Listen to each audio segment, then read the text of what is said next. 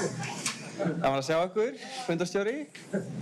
Takk fyrir að bjóða mér. Ótrúlega gaman að vera hérna með ykkur og einmitt að fá svona sinna því sem að kannski brennur alltaf mest fyrir. Ég ætlaði að koma og tala aðeins ungmennastefnu stjórnvalda en svona þegar ég líti við salinn þá sé ég líka að ég hef rætt við ansi mörg hérna inni og ansi mörg sem hafa tekið þátt í samráðinu líka við gerð ungmennastefnunar. En svona til að stikla á stóru að þá sem sagt í stjórnarsáttmála ríkisstjórnarinnar að móta ungmennastefnu, fyrstu ungmennastefnu Íslands. Það sem markmiðið að nálgast málefni ungs fólks svona með heildstæðum hætti. Hvernig viljum við halda utan unga fólki okkar, hvaða aðstæður viljum við skapa í samfélaginu, bæði á vegum stjórnvalda, sveitarfélaga og félagasamtaka til að tryggja að þau nái árangri í lífinu, fái tækifæri til að taka virkan þátt, lifa heilbrigðu og góðu lífi og líði vel. Þetta hljómar í rauninni allt rosalega einfalt og eitthvað sem í rauninni manni finnst eiginlega sérstakt að sé verið að gera eitthvað í fyrsta sinn núna, en auðvitað erum við búin að vera að gera mjög marga hluti og flest alla hluti sem að falla undir ungmennastefnu eru auðvitað stjórnvöld að gera í dag, margt mjög gott, annað sem kannski misgott, bara eftir hverjir að starfa á vettvangi og hverjum tíma og svo framvegis, en hugmyndin með ungmennastefnu svolítið að stjórnvöld gefi sér tíma til að setjast niður og setja á blað hvað það raunverulega sem við viljum vera að gera, hvaða verkefni erum við að gera vel í dag og viljum halda áfram að gera, hvar þurfum við að stíga upp og hvernig getum við reynt að búa til ramma þar sem að fagfólkið okkar kannski þarf að verja minni tíma í að berjast fyrir stöðu sinni og tilverurétt og svo framvegis og vinna bara markvisst eftir stefnu sem stjórnvöld eru nú þegar búin að marka, auka í rauninni fyrirsjáanleika innan starfsstétta, ungmennafélaga og fleiri aðila sem að sinna þessari þjónustu við börn og ungmenni. Og við það var skipaður stýrihópur sem ég leiði, þetta á vegum mennta- og barnamálaráðuneytisins en hugmyndin að vinna stefnuna auðvitað í miklu samráði við ungt fólk og fagfólk á vettvangi en líka í miklu samráði þvert yfir öll ráðuneytin. Og við erum svo heppin að út af því að ungmennastefna tiltölulega nýr hlutur sem verið að vinna alltaf innan stjórnsýslunnar með svona markvissum hætti, að þá gátum við byrjað með mjög autt blað. Og þegar við vorum með þetta auða blað, þá vorum við í stýrihópnum sammála það að áður en við færum að reyna að kortleggja hvað stjórnvöld væri að gera eða hvað stjórnvöld vilja gera, að við myndum einfaldlega að leita til unga fólks. Hvað vill unga fólkið að við gerum í ungmennastefnu? Og við nálguðumst þetta einmitt með þessum hætti sem ég var að ræða áðan. Hvað erum við að gera vel og viljum standa vörðum og hvar viljum við sækja fram og gera ennþá betur. Og ég hef svolítið tekið þetta dæmi út af því að það mjög klassískt og ég ætla að reyna að vera meðvitaður það. Þegar stjórnmálamenn einhvern veginn fá eitthvað verkefni á heilan og ætla að fara að gera eitthvað frábært nýtt verkefni, að þá gleymast kannski verkefni sem nú þegar búið að vera að gera í langan tíma eru góð og skipta máli.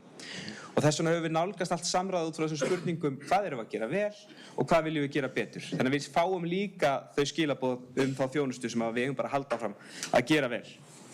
En varðandi þetta samráð, þá héldum við fundi með fagfólki út all land, annars vegar fagfólki á vettvangi frístunda, varðandi ungmennafélögin, líka kennara og inn í skólum og sveitafélögum og við óskuðum í rauninni eftir því að þessi margfaldarar myndu halda fundi út all land.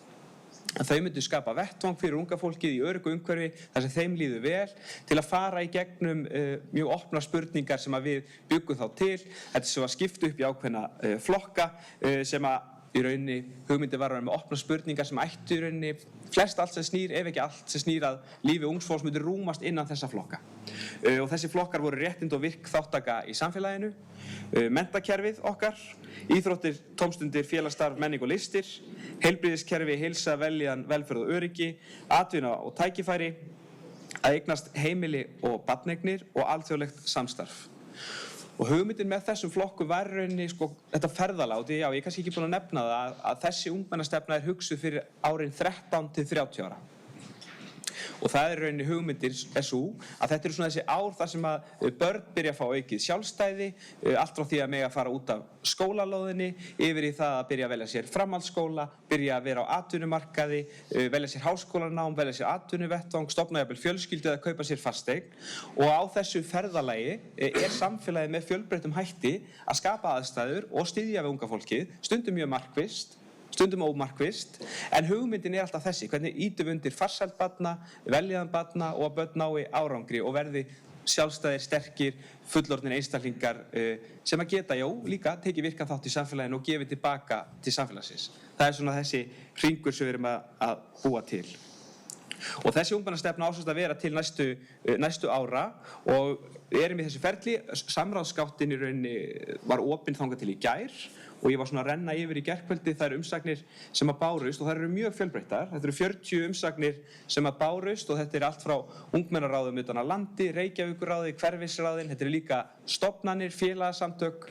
Ég er mjög ánægður með einmitt að við erum með umsagnir frá ungu fólki alveg frá 13 ára og upp í 30 ára.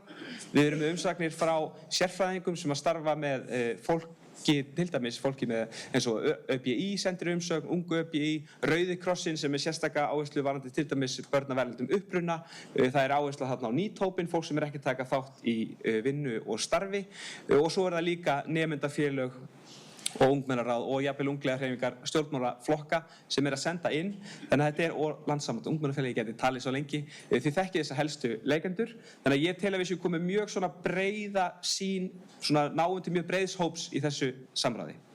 Og það sem er líka gaman, svona þegar maður skannar yfir, ég er ekki búinn að ná að lesa þetta á dýptina á svona yfir nótt, en það er að birtast mjög svona skýrir rauðir þræðir. Og þeir náttúrulega ríma við þessar áherslur sem eru þessar spurningar sem við leggjum fram og nú er bara markmiðið sem sagt að stýrihópurinn komi aftur saman og núna fundi þá með fulltrúum allra ráðuneyta að ráðuneytin rýni þessar umsagnir og komi með að borðinu hvað eru þau að gera, hvað eru þau að stefna og fara að gera á næstu árum og hvernig getum við svarað þessu ákalli frá vettvangi. Og úr þá þessum tveimur svona stoðum er þá hugmyndin að búa til drög að ungmennastefnu og að hún fari í samráðsgátt strax í vor. Þannig að við þurfum að halda vel á spöðunum, Gísli, ég horfi sérstaklega á þig hérna sem hefur verið starfsmaður í ráðuneytinu, sem er unnið með okkur í þessu. Og það er mikill velvilji gagnvart þessu og hugmyndin er að ungmennastefnan verði í rauninni lögð fram næsta haust og fari þá fyrir Alþingi og fái þá umfjöllun. Þannig að þetta hefur gengið rosalega vel hingað til. Það er líka rosalega gaman þegar maður er bara að spyrja spurninga. Þarf ekki að fara að forgangsraða eða segja hvað maður ætlar að fara að gera og takast á ráðuneytuna og ég gerir mér alveg grein fyrir að það er núna stóri erfiði kaflinn framundan. En ég vil hrósa vettvangnum fyrir að hafa tekið svona vel í umsagnartímabilið því að þar fáum við allt púðrið, öll vopnin sem við þurfum í það að beita okkur fyrir því af hverju skiptir þetta máli. Og ég vil brýna okkur öll sem eru hér að halda áfram að taka virkan þátt í samráðsgátt stjórnvalda, senda umsagnir við frumvörp inn á Alþingi því að á þessu rétt rúma ári sem ég hef starfað á Alþingi þá er alveg magnað að kynnast í hvað við erum léleg í þessu. Og ég hef haft rosalega skoðanir á rosalega miklu sem að stjórnvöld hafa gert í gegnum tíðina. Alltaf að kvarta yfir því að stjórnvöld sé ekki að taka mið af félagsmiðstöðunum og hugsa sérstaklega um ungt fólk, en ég hef aldrei sent inn einhverja umsögn, eða verið einhvern veginn að beita mér fyrir því. Og það er rosalega sterkt verkfæri í þinglegri meðferð og meðferð ráðuneyta. Því að ráðuneyti leggja fram frumvörp eins og ungmennastefna verður lögð fram í haust og það er eins og ráðherra og ráðuneyti er þá tilbúið að það sem þau eru tilbúin að gera og ef enginn segir neitt þá er það þannig sem að stefnan mun enda og líta út í lokin. En ef það berast skýrar ábendingar frá vettvangi og ef vettvangur skipuleggur sig og ákveður að leggja saman áherslu á ákveðna þætti þá mótar það bara alla umræðina í þinginu, alla umræðina í nefndinni og mál breytast í meðferðum þingsins. Þannig ég vil bara svona hvetja okkur áfram. Nú erum við búin að prófa samráðsgáttina í þessu skýra og góða verkefni og ég sagði það alltaf sem svona hliðar markmið varandi það að virkja ungmennaráðinu og unga fólkið inn í þessa vinnu að þau eiga að læra á samráðsgáttina. Að þau eiga að læra að þau geta tekið virkan þátt í að móta stefnur stjórnvalda og haft áhrif á þau. Og ég tel að svona með því að taka þátt í því, þetta er svona hlutur sem þú gerir einu sinni, fattar hvað er einfaldur og ferð að gera aftur og aftur. Og ég held að það verður bara eitt af því sem að skiptir máli varðandi ungmennastefnuna. Það er að við séum með öflug virk ungmenni sem að taka þátt í mótun stefnu stjórnvalda, hafa skoðun á nærsamfélaginu sínu og kunna að beita sér til að hafa áhrif á það. Þannig að svona þetta er það sem ég vildi hafa sagt hér. Hér erum við stödd, við erum komið með þessar umsagnir, nú á að fara að vinna úr þeim og kannski út af því ég er í hópi góðra vina sem að ég veit alveg og þekki vel að við þurfum að hjálpast að við að svona, og það kemur fram í umsóknunum, hjálpast að stefnan, að það eru umsagnir sem berast og svo stefna sem verður til, verði ekki bara enn eitt plaggið upp á vegg eða fyrir hann í skúffu eða sem ekkert verður úr. Og ég heyri alveg að það er ákall út frá þeim aðgerðum sem til dæmis ég tók þátt í að vinna varðandi framtíðina, stefnu í tómstund og félagsstarfi, ákall varðandi endurskoðun á lögunum og ég segi þennan hóp að þetta okkar tækifæri, ykkar kannski núna og ég sem hlutlaus aðili á þingi, að tryggja það að þessir þættir séu adressaðir í ungmennastefnunni.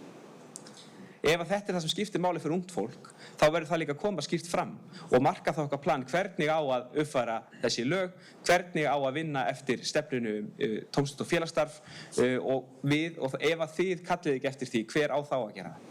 Þannig aftur, bara brýna okkur til góðra verka, hvet ykkur til að taka áfram virkan þátt í þessu samráði. Ég hef mikla trú á vinnunni, ég vona að ég verði jafn bjartsýnn hérna í haust, en ég held að þið séu lykilaðili að tryggja að svo verði. Bara takk fyrir mig.